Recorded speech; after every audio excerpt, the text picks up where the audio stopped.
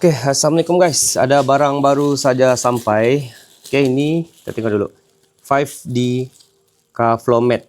Oke, ini saya baru saja beli untuk kereta Perodua Axia.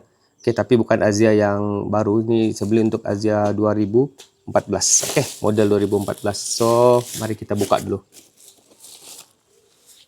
Oke.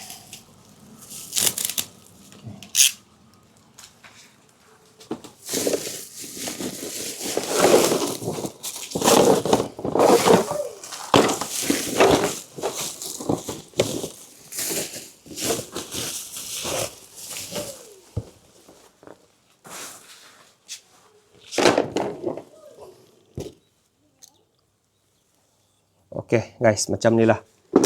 Dia datang ada 4 keping, 4 keping. 2 untuk depan dan yang ini untuk belakang. Oke, kalau nampak dia ada kemek-kemek macam ni. Untuk floor mat TPE ni jangan risau. Oke, dia memang tahan lasak. Setakat yang saya order ada beberapa sudah model. Memang TPE ni memang dia tahan lasak lah. Walaupun dia kemek, dia masih boleh balik kepada yang asal. Tengok. Oke.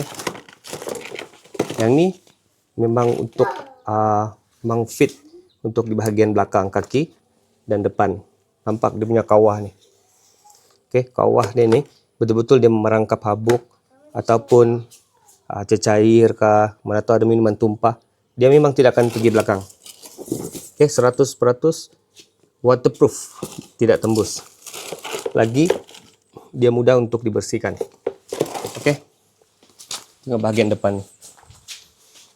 Ini bahagian depan dia lah.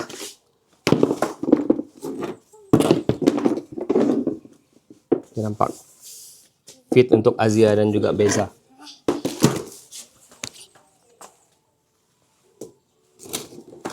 Oke, korang boleh tengok dia punya surface macam ni, dia tidak licin. Oke, bila dipijak dia memang tidak licin, dan yang paling penting dia memang betul-betul fully protection. Oke, sekarang kita buat video unboxing saja guys. Walaupun dia bukan box, kita panggil unboxing lah kan. Oke, nanti kita akan letak di dalam kereta. Kita tengok dia punya hasil macam mana. Sama ada dia fit atau tidak dengan cutting-cutting dia nih guys. Oke, cun juga.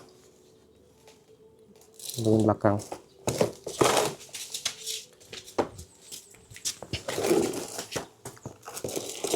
Oke, so tunggu next video kita akan pasang di kereta Perodua Axia.